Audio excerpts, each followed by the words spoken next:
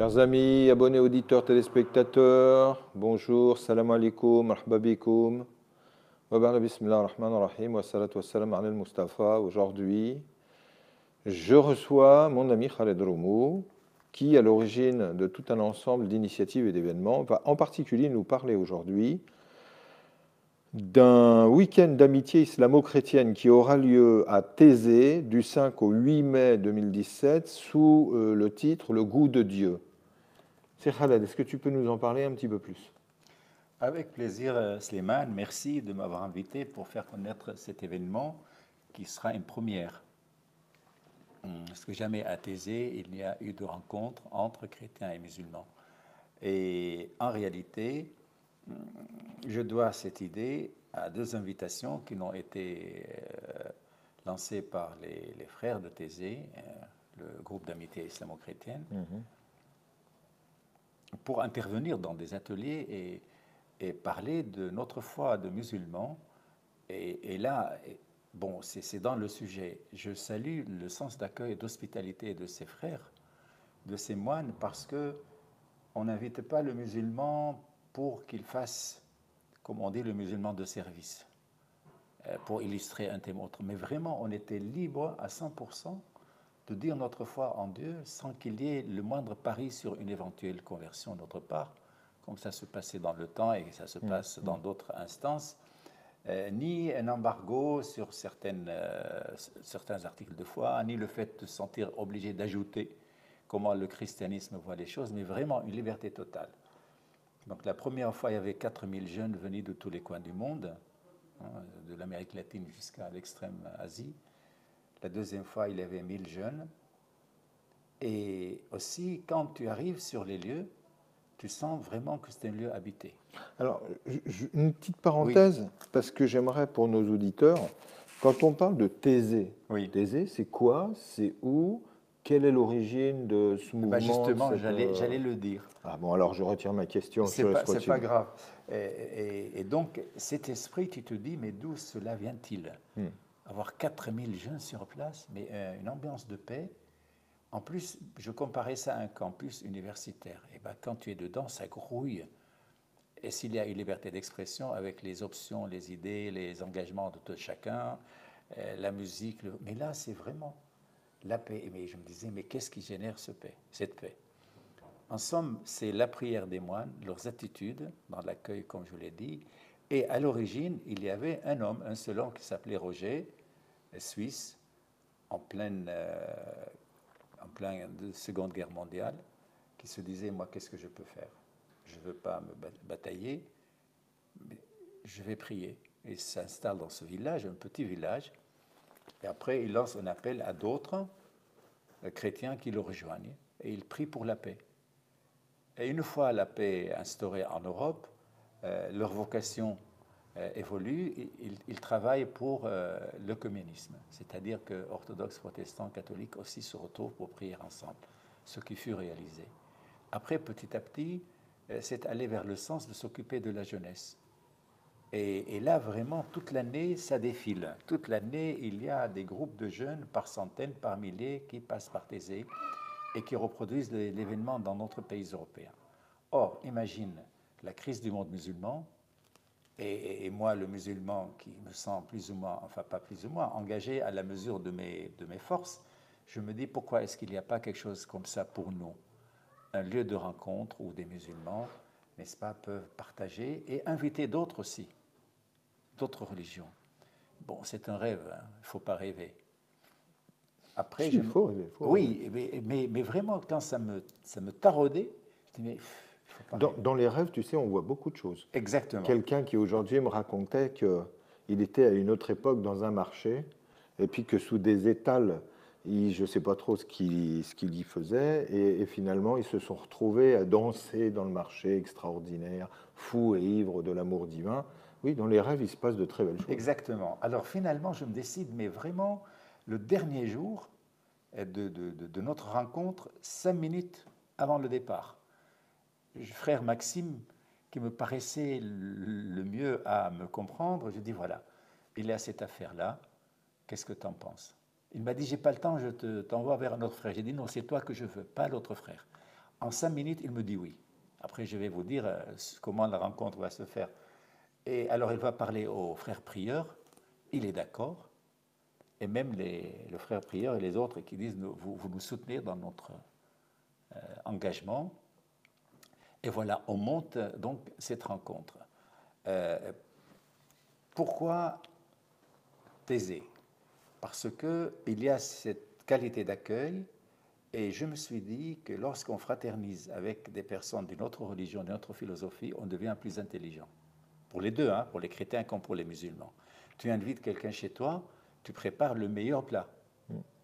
Et pas celui que tu aimes, mais celui que tu pressens, que l'autre aime aussi. Ça ne veut pas dire quitter sa religion ni quitter sa foi, mais vraiment trouver un terrain de fraternité. Et donc, en plus, ils ont la logistique, ils ont l'expérience. Nous, on n'a pas encore d'institution qui puisse porter de tels événements.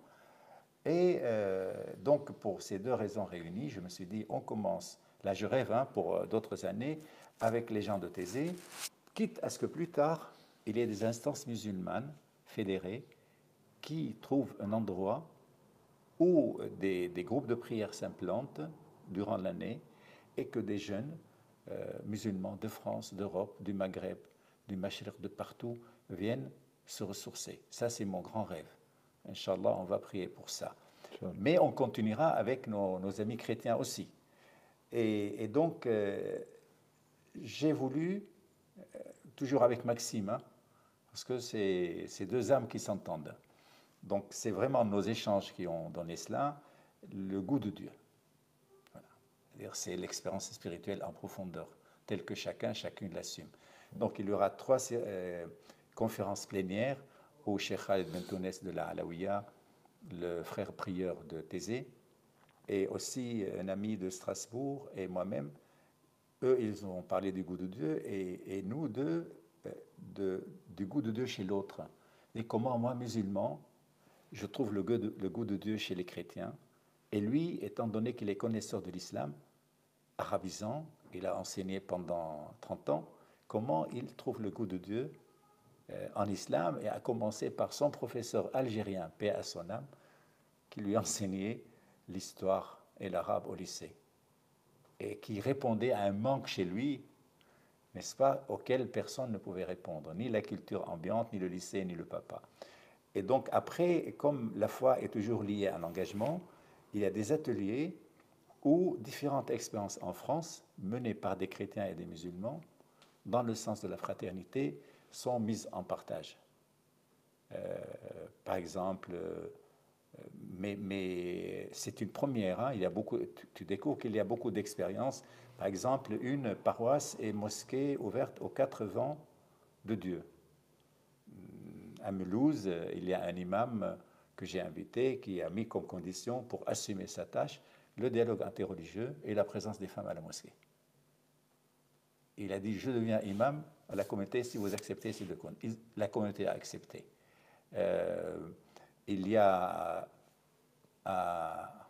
ce qui est assez extraordinaire, parce que la présence des femmes à la mosquée est tout simplement une institution prophétique. Exactement. Le prophète priait avec les femmes dans la même salle.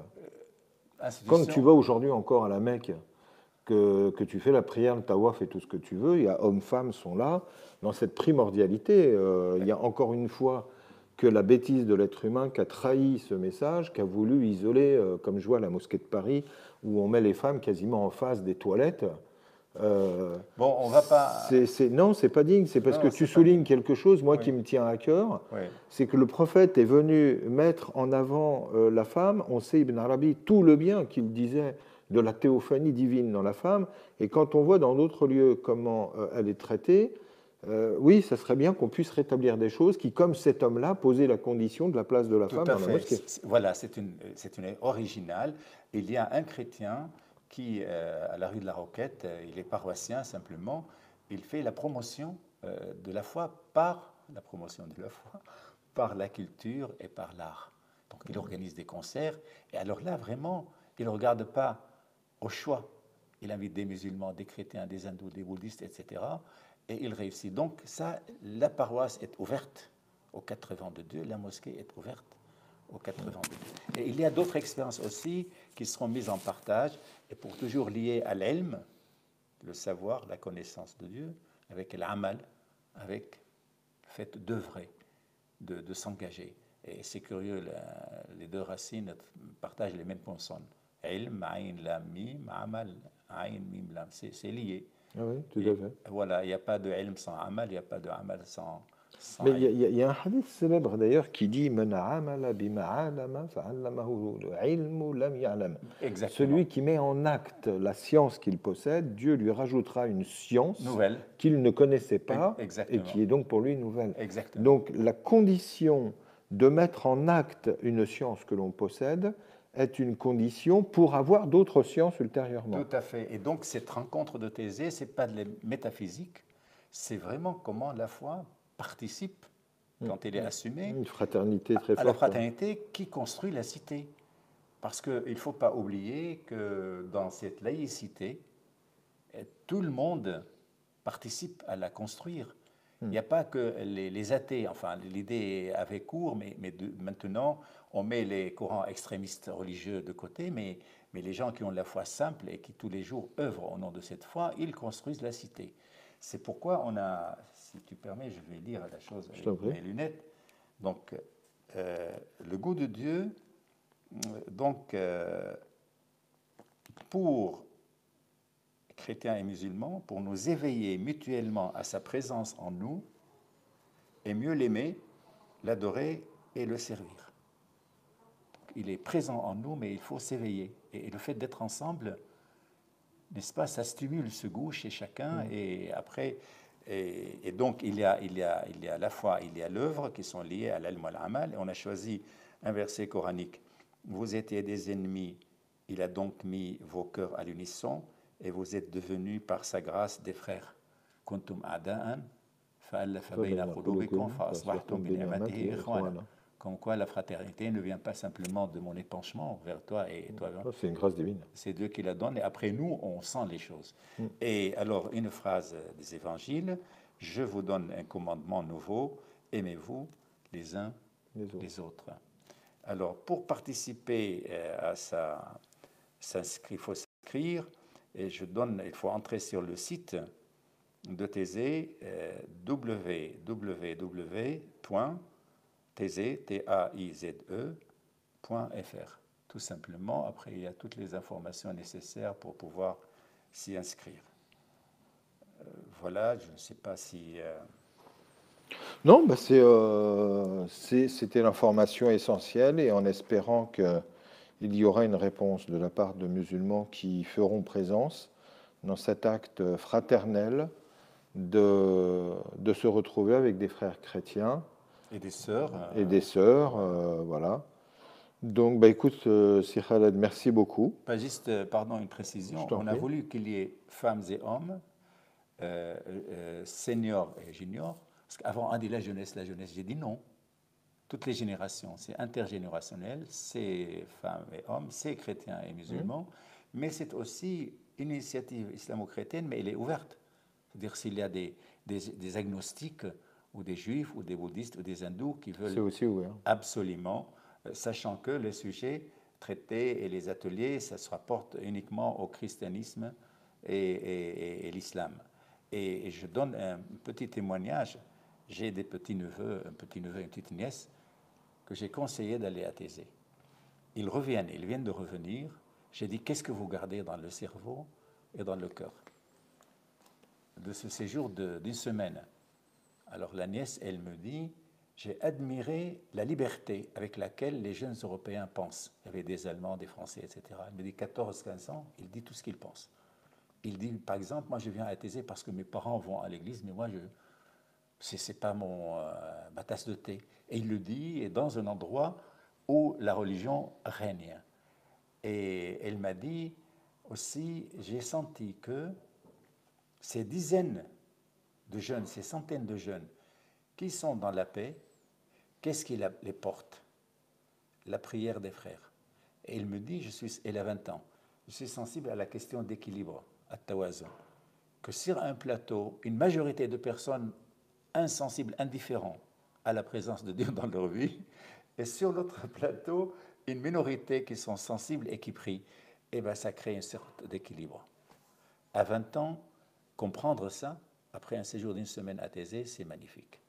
Et le jeune qui a 16 ans, il me dit, mais moi, puisqu'il y a la guerre dans mon pays, la Syrie, je suis arrivé ici et je me suis dit, si Dieu, parce que j'aurais pu être tué, mais si Dieu me donne vie, c'est parce qu'il y a quelque chose que je dois faire. Et quand je regardais mes camarades européens qui sont dans les téléphones, dans les outils, dans les machins, dans la consommation, ça ne me plaisait pas. Je me disais, ce n'est pas un but pour moi dans la vie. Et je lui ai dit, quel est ton but dans la vie? Il m'a dit, servir les autres. Et ça, il l'a compris à Thésée. Donc, vraiment, moi, je souhaite que nos auditeurs, nos auditrices, les amis qui nous voient, qui nous écoutent maintenant, s'inscrivent, s'ils ont le désir vraiment de se découvrir. Il n'est pas question d'aller glaner des informations sur les religions, non, mais vraiment de se découvrir grâce aux paroles qui sont dites, au partage qui est mis en place, et d'affiner le sens qu'ils donnent à leur vie. Et merci encore, Slimane, de m'avoir invité pour présenter cet événement. Alhamdulillah. Ben, écoute, on souhaite que ton appel soit reçu, que les gens soient sensibilisés à cette fraternité et qu'ils se retrouvent nombreux pour prier ensemble un Dieu unique. Inch'Allah. À très bientôt, Sir Khaled. Merci beaucoup. Merci. Salam alaikum et merci de nous avoir suivis. À très bientôt.